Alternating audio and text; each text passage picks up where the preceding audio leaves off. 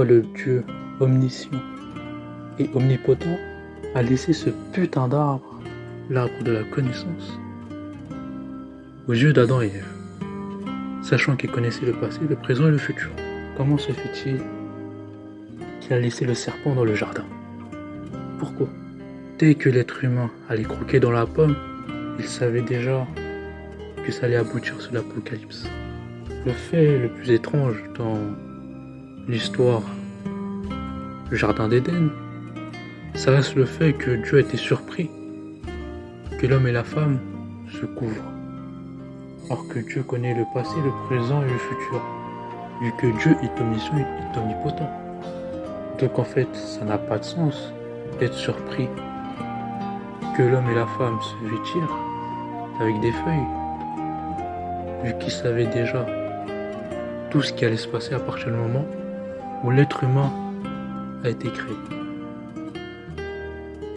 Ça n'a pas de sens, à moins que le créateur ait fait la comédie. Bon, ça n'a pas été explicité, donc ça peut rester que dans la théorie, mais bon, ça reste très étrange.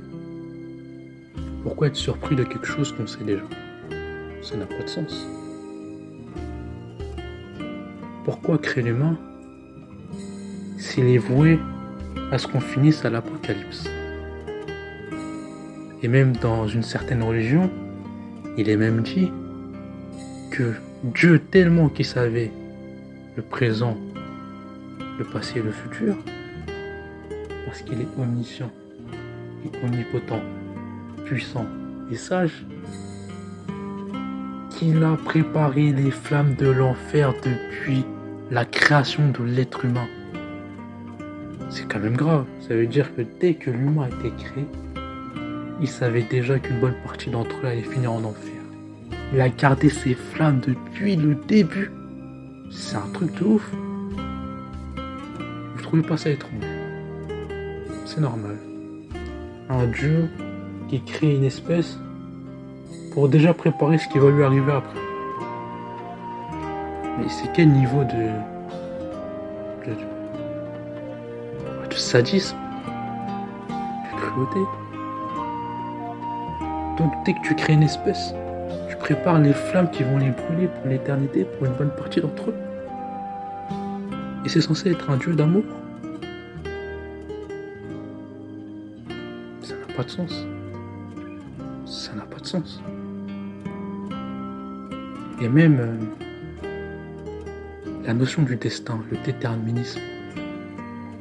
Si on suit la logique du déterminisme, tout ce qu'on fait est le cheminement de notre destinée.